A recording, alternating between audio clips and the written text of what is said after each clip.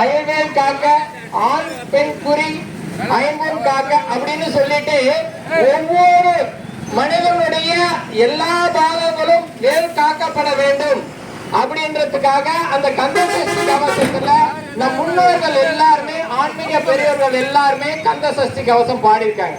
அதன் அடிப்படையில நம்ம ஒவ்வொருவரும் வீட்டுல கந்தசஷ்டி கவசம் பாடியிருக்கோம். இதுல அந்த ஒவ்வொரு பாகங்களும், உடம்புல ஒவ்வொரு பாகங்களும் முக்கியம். எந்த பாகங்களும் தவறு, அசிங்கம் அப்படின்னு கீழ்த்தரமா நம்ம நினைக்கிறதுக்கு மனிதன் யாராலும் இல்லை. ஆனா கருப்பர் கூட்டம் இந்து மதத்தை மட்டும் கடவுள் இல்லை அப்படின்ற ஒரு கருப்பர் கூட்டம், திராவிட கட்சிகளுடைய கைக்கூலியான திராவிட கருப்பர் கூட்டம் ஒவ்வொரு முருகனுடைய கந்த சஷ்டி கவசத்தை கேலி கிண்டல் பண்ணி தவறா பேசியிருக்கான். சுரேந்திரன் என்ற ஒரு ஆளு, அவன் ஆண் பெண் குறி அயல்வேல் காக்கன்னு ஒரு லைன் வருது. அப்போ ஒவ்வொரு உடம்புல இருக்கிற ஒவ்வொரு பாவம் முக்கியம் தானே. அதன் அடிப்படையில் தான் நம்ம முருகர் பெருமானுடைய வேல் காக்கப்பட வேண்டும் சொல்லியிருக்காங்க. ஆனா அதை குறையாவும் முருகனை கேலி கிண்டலாகவும் பண்ணி இந்த ஆன்மீக பூமியில தமிழகத்துல முருகனை கேலி கிண்டல் பண்ணியிருக்காங்க. இந்த தமிழகத்துல மட்டும் ஆண்டோர்கள் சான்றோர்கள் ஆன்மீகத்தை பரப்பக்கூடிய மக்கள் இருந்தும் முருகனை வேல் கொண்டு காவடி எடுத்து தமிழகத்துல சிறப்பா கொண்டாடக்கூடிய தமிழனுக்கு தமிழுடைய கடவுளான முருகபெருனை அவ்வளவு கேலி கிண்டல் பண்ணியிருக்காங்க கருப்பர் கூட்டம். ஆனா மக்களிடையே வந்த எழுச்சியின் அடிப்படையில அவன் மேல் நடவடிக்கை எடுத்தாங்க. ஆனா இந்த நடவடிக்கை நிரந்தர தீர்வு கிடையாது. நம் மக்கள் ஆன்மீகத்தை சாமி கும்பிடுறோம், ஆனா கோயிலுக்கு போறோம். ஆனா முருகனை பத்தி தவறா பேசும்போது யாரானா முன்னாடி வந்து யாருன்னா கேட்டிருக்காங்களா? யாரும் கேட்கறது இல்லை.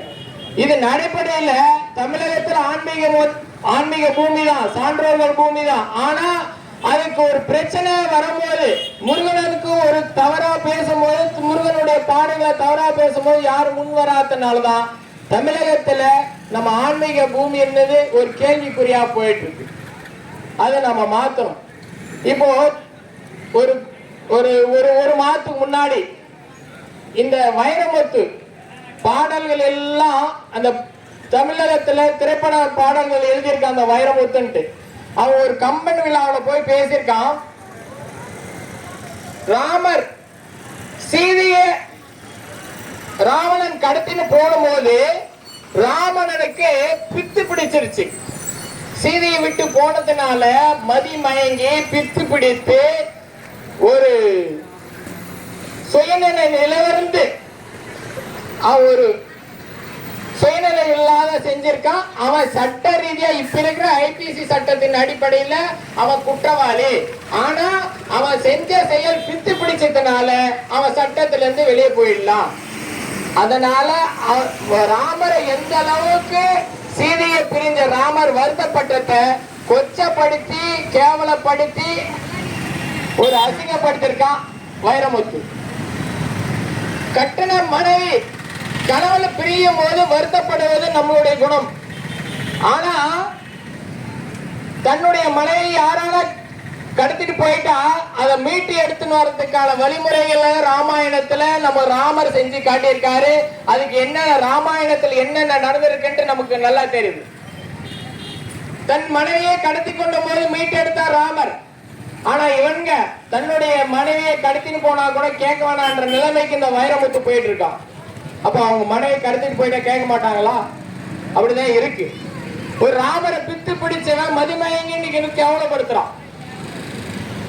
தமிழகத்தில் அப்படி நடந்திருக்கு. இந்த திண்டுக்கல் லியோனி நீங்க கேள்விப்பட்டிருப்பீங்க.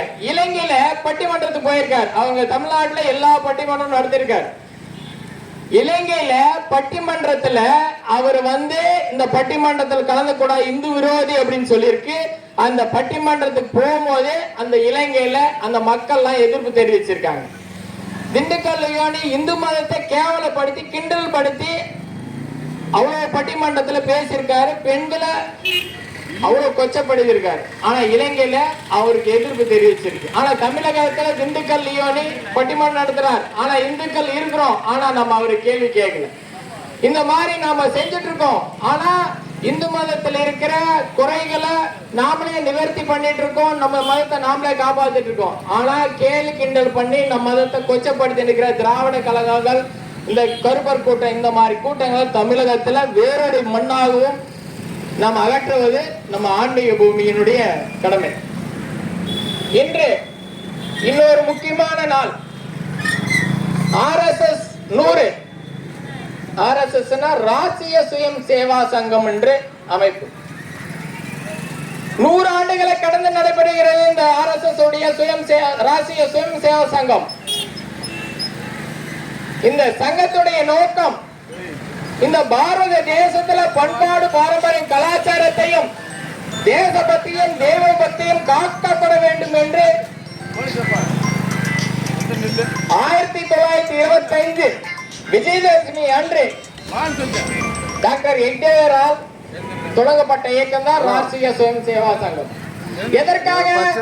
இந்த நாட்டில் தொடர்ந்து படையெடுத்து இந்த நாட்டை கொள்ளையடித்த கொள்ள கூட்டங்களில் இருந்து இந்த பாரதம் காப்பாற்றப்பட வேண்டும். ஒவ்வொருவரும் தேசபக்தியும் தெய்வ பக்தியோடு இருந்தால் மட்டும்தான் இந்த நாட்டை காப்பாற்றப்பட முடியும் என்பதை கருத்தில் கொண்டு இந்த அமைப்பு தொடங்கப்பட்டது. நம்ம யாருக்குன்னா தெரியுதா இந்த அமைப்பு என்னென்ன வேலை செஞ்சுட்டு இருக்கு, என்னென்ன இருக்குன்ட்டு? இந்த நாட்டில் RSS 3 முறை தடை செய்யப்பட்டுள்ளது. நம்ம காந்திஜி கொலையின் போது, நம்ம எமர்ஜென்சியின் போது, இப்போ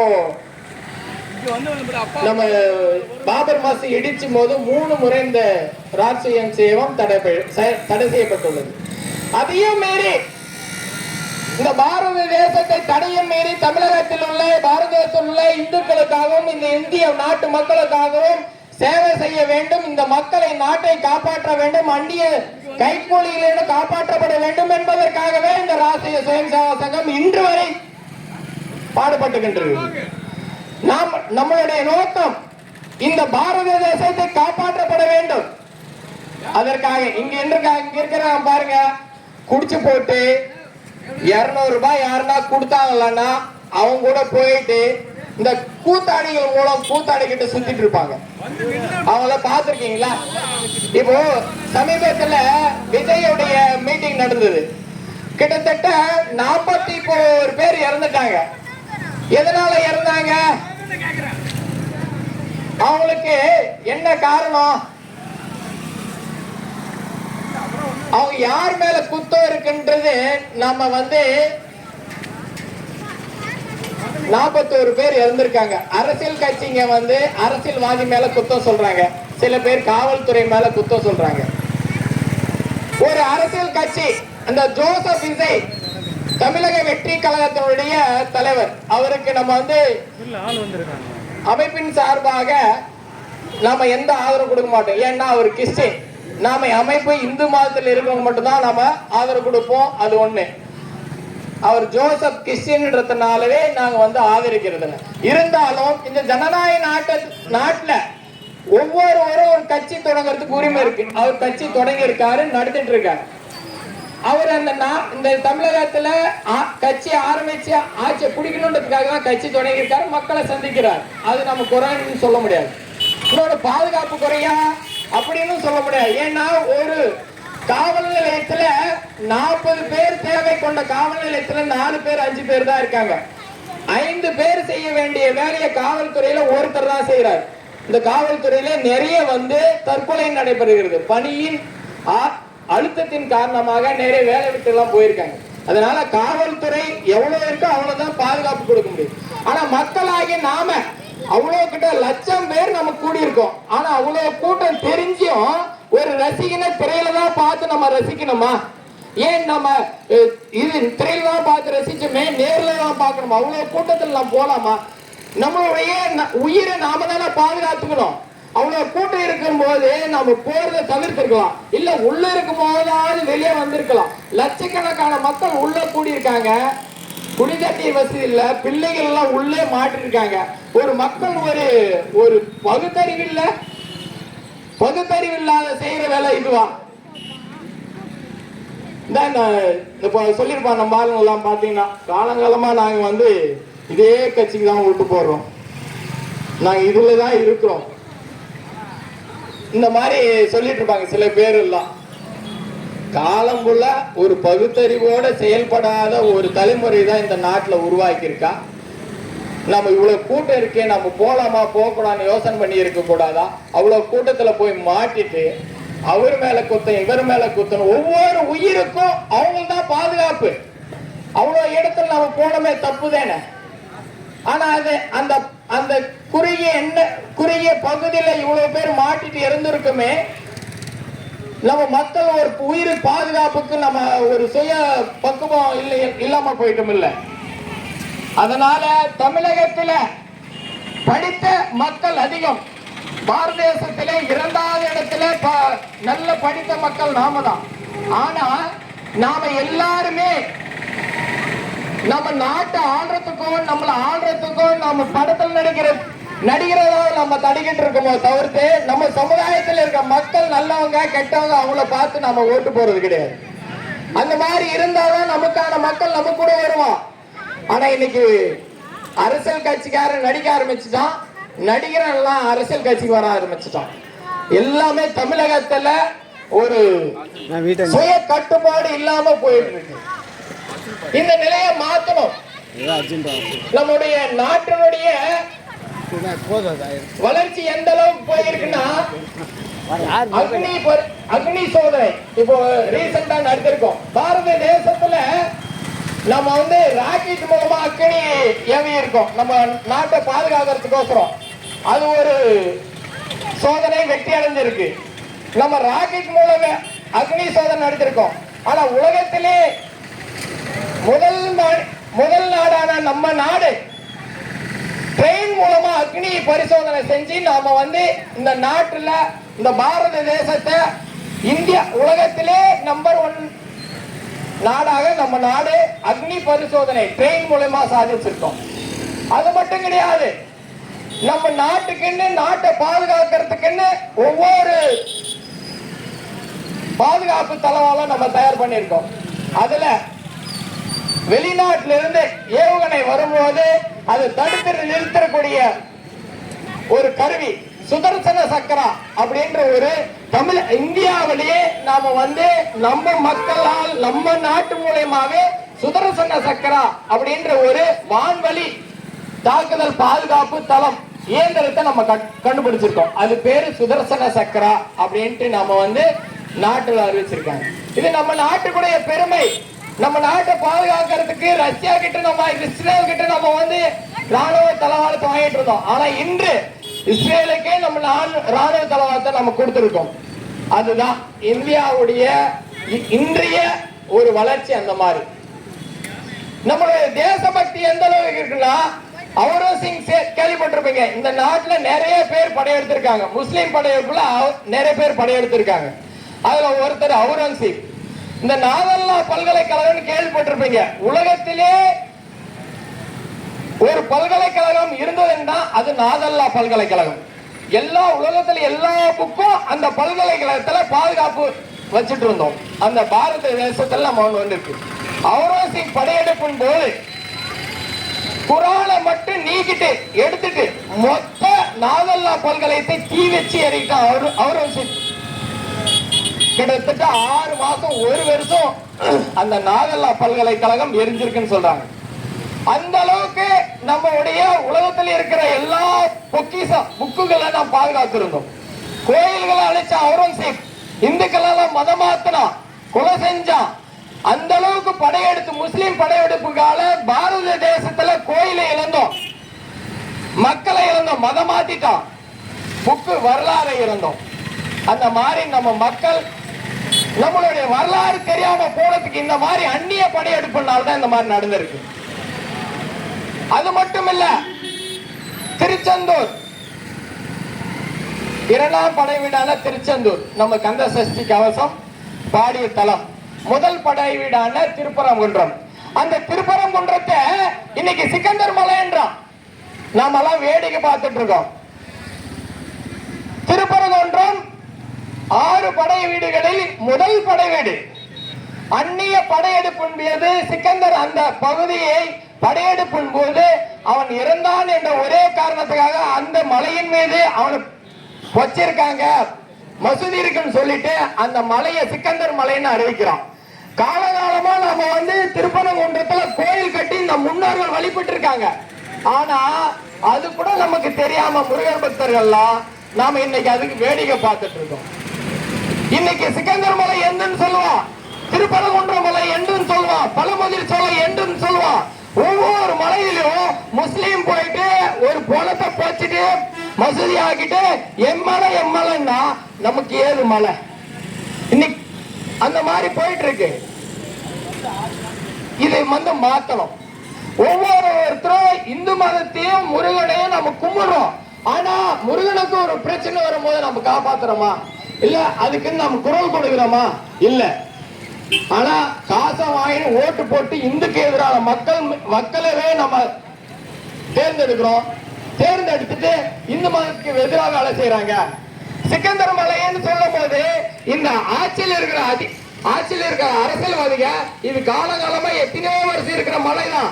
இன்னைக்கு வந்து சிக்கந்தர் மலைன்னு சொல்றியே அப்படின்னு சொல்லி ஒரு கோர்ட்ல அப்படி இப்படி தாக்கல் பண்ணல. சிக்கந்தர் மலை இருக்கு அப்படின்ட்டு கோர்ட்ல அப்படி இப்படி தாக்கல் பண்ணிருக்காங்க. நீங்க தேர்ந்தெடுக்கிற அரசியல்வாதிகள் இந்து மதத்துக்கு எதிராகவே அரசாங்கத்துக்கும் கோர்ட்லயும் நமக்கு எதிராக மனு தாக்கல் பண்றாங்க. நாம எங்க போயிட்டு இருக்கோம்? ஒரு குடும்பம்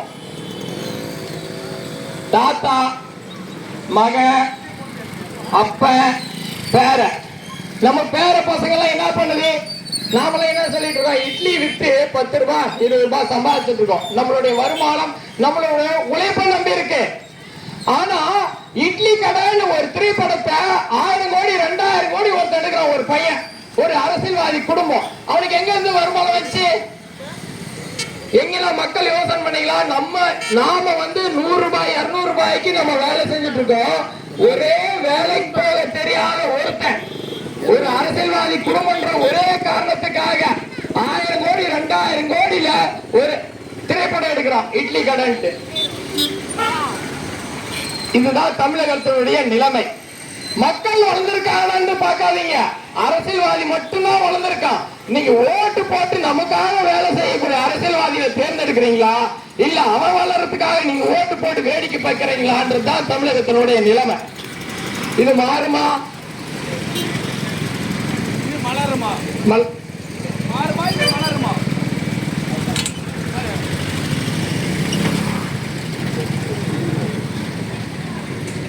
நம்ம தமிழகத்தினுடைய இப்போ தற்சமயத்துல ஒரு வாரத்துக்கு முன்னாடி ஒரு நிகழ்ச்சி நடந்திருக்கு. அரசாங்கத்தை சார்பில் கல்வியில் சிறந்த தமிழ்நாடு. அந்த கல்வியின் சிறந்த தமிழ்நாடு என்ற ஒரு அரசின் சார்பில் நடந்து கொண்ட ஒரு நிகழ்ச்சி.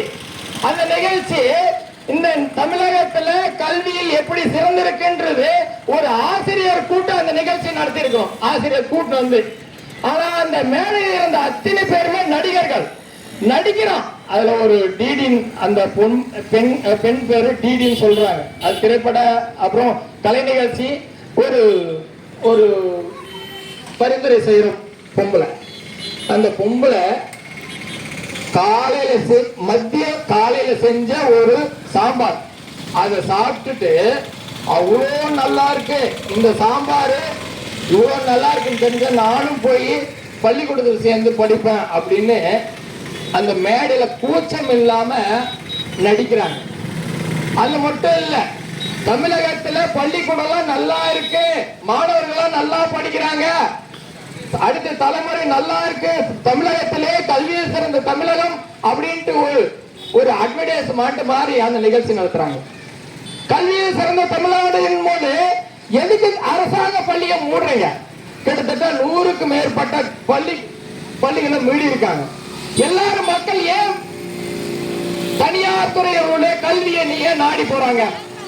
அரசாங்கத்தில் இருக்கிற கல்வி கூடமும் பள்ளியும் அந்த மாணவர்கள் தேவையான வசதியும் அங்க இல்லைன்றதுக்காக மக்கள் வந்து அரசாங்க பள்ளியை விட்டு பிரைவேட் ஸ்கூலுக்கு சேர்த்துறாங்க.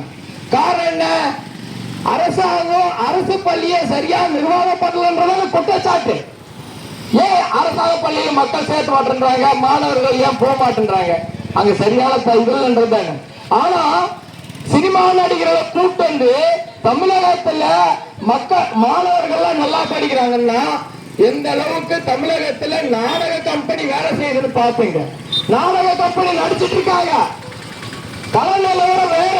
மாணவர்கள் குடிச்சு அடுத்த தலைமுறை குடியோடு குடி நாசமாயிட்டு இருக்கு. ஆனா இங்க நடிக்கிறாங்க நல்லா இருக்கு நல்லா இருக்குன்னு போது அரசாங்க பள்ளியில சேர்த்தணுமா சேர்த்துக்கூடாது. ஆனா இங்க இருக்கிற அரசியல்வாதி யாரும் அவங்க பசங்க இங்க படிக்கிறது இல்ல. அமெரிக்கா, ரஷ்யா இந்த வெளிநாட்டுல தான் படிக்கிறோம். ஆனா நம்ம நாட்டுல எந்த அரசியல்வாதி மாணவர்கள் படிச்சிருக்காங்களா? கல்வித்துறை இந்த அளவுக்கு மோசமா இருக்கு. இந்த நாட்டுல தர்மமும் நீதியும் ரொம்ப அடிமட்டத்துக்கு போயிருக்கு. தர்மம் என்னன்னு தெரியுங்களா? நம்ம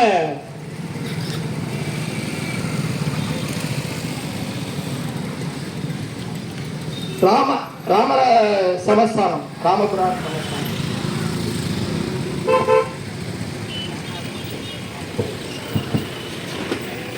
ராமநாதபுரம் சமஸ்தானம், விஜயநகர சேதுபதி அவருக்கு 2 குழந்தை இருந்தது.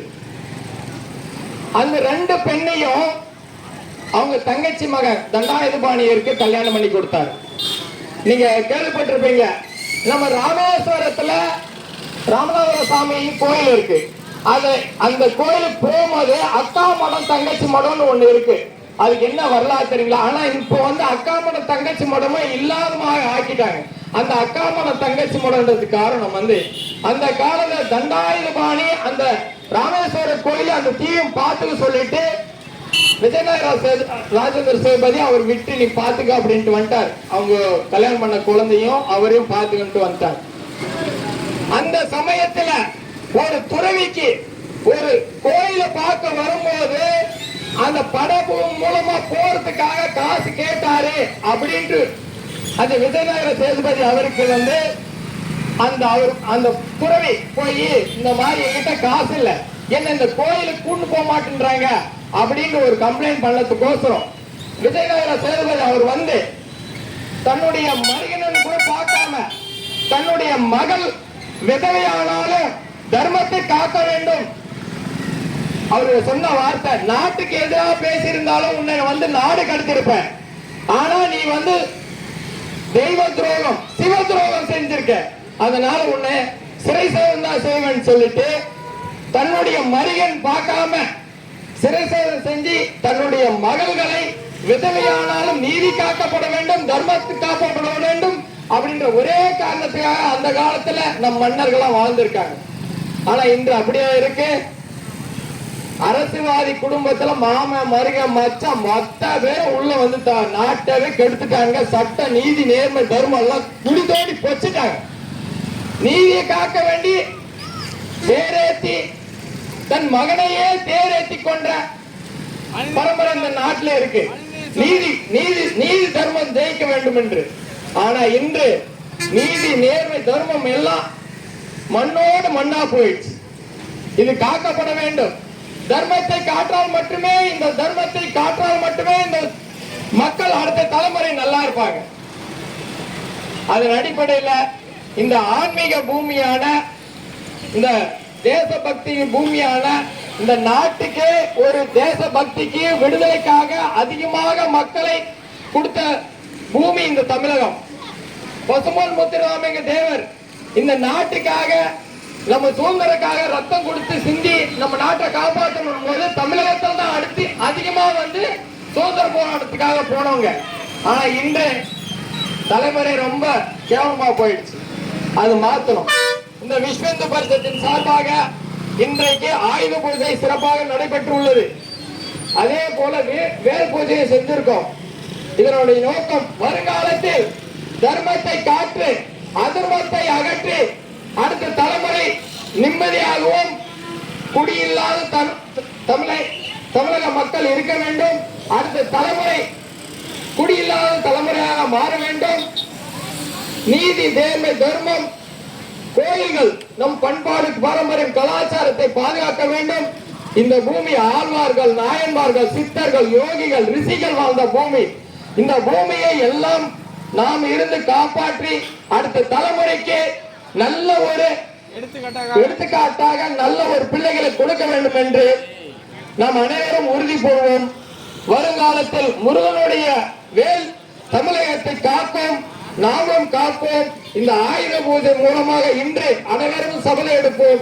இந்து மதத்தில் இருக்கிறோம், நாமல் இந்து மதத்தை காப்பாற்றுவோம், அடுத்த தலைமுறையை காப்பாற்றுவோம், குடியில்லாத தலைமுறை உருவாக்குவோம், தேசபக்த மக்களை உருவாக்குவோம் என்று உறுதி கொண்டு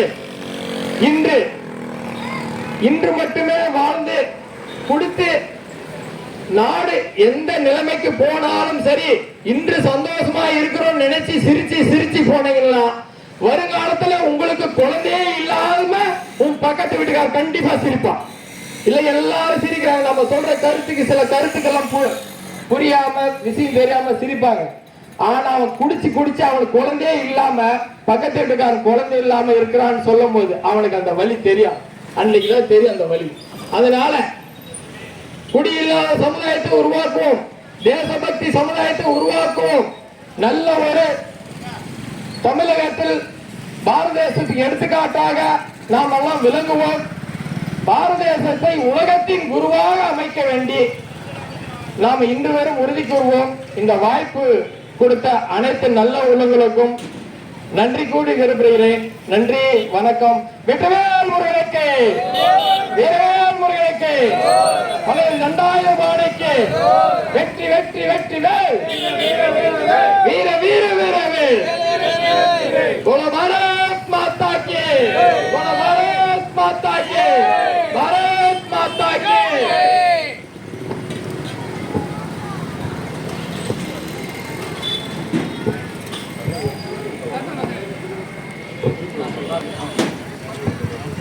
இறுதியாக முருகர் பாடு பாடி நன்றி உரை செலுத்தப்படும்.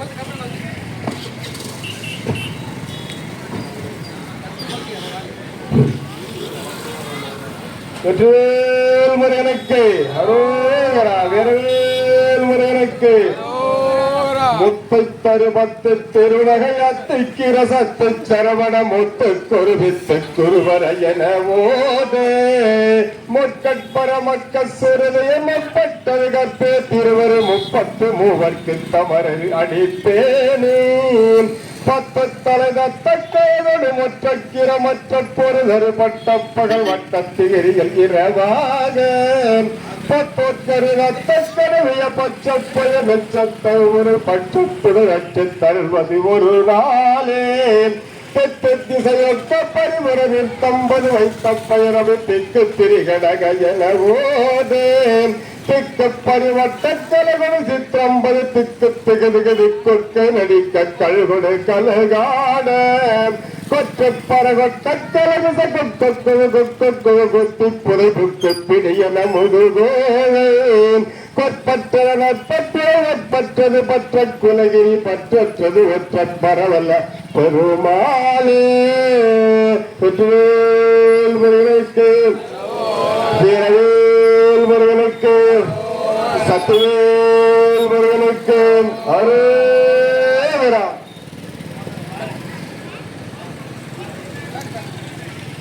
வெற்றிவேல் முருகனுக்கு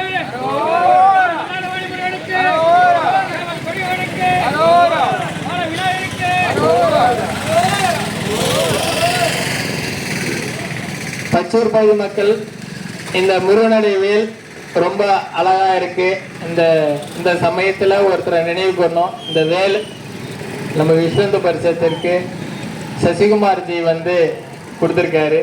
அமைப்பின் சார்பாக மக்களின் சார்பாக நன்றி கிடந்த நன்றியை தெரிவித்துக் கொள்கிறோம். இப்போது நன்றி உரை பாபு பிரகாஷ்ஜி பேசும்.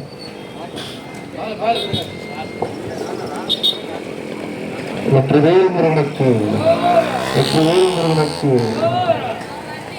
நகர பகுதியில் விஸ்வ இந்து பரிஷத் சார்பாக இன்று வேல் பூஜை சிறப்பாக நடைபெற்றது. இந்த வேல் பூஜைக்கு வருகை தந்து இந்த விஜயதசமி நன்னாளில் அனைவரும் நலமுடனும் சிறப்பாக வாழ இறைவனை பிரார்த்திக் கொண்டு இந்த வேல் பூஜைக்கு வருகை தந்துள்ள அனைத்தும் பக்தர்களையும் பிஹெச்பி நிர்வாகிகளும் அனைவருக்கும் நன்றி சொல்லி வருகை தந்துள்ள காவல்துறையினருக்கும் நன்றி நன்றி என்று நன்றியை தெரிவித்துக் கொள்கிறோம்.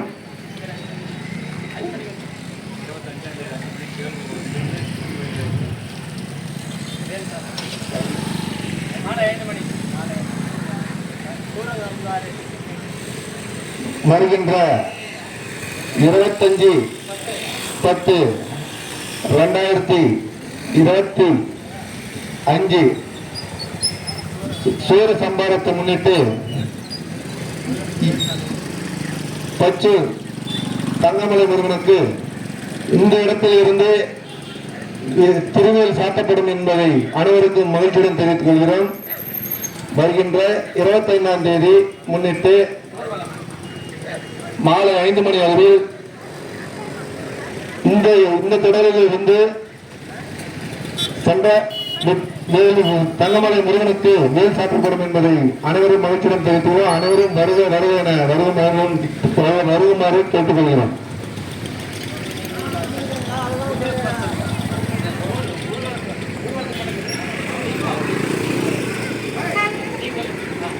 இருபத்தைந்து 10/2025 அன்று சூரசம்ஹாரத்தை முன்னிட்டு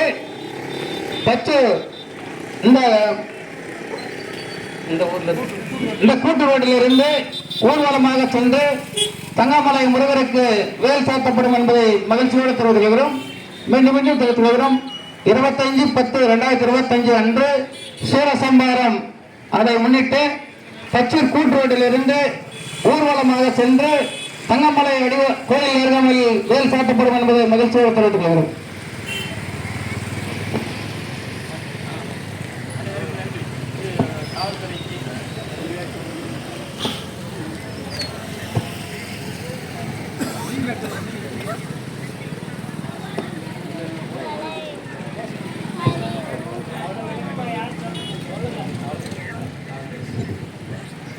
நாற்றம்பள்ளி காவல் ஆய்வாளர் அவர்களுக்கும் கூடியிருக்கும் பொதுமக்களும் அனைவருக்கும் நன்றி தெரிவித்துக் கொள்கிறோம்.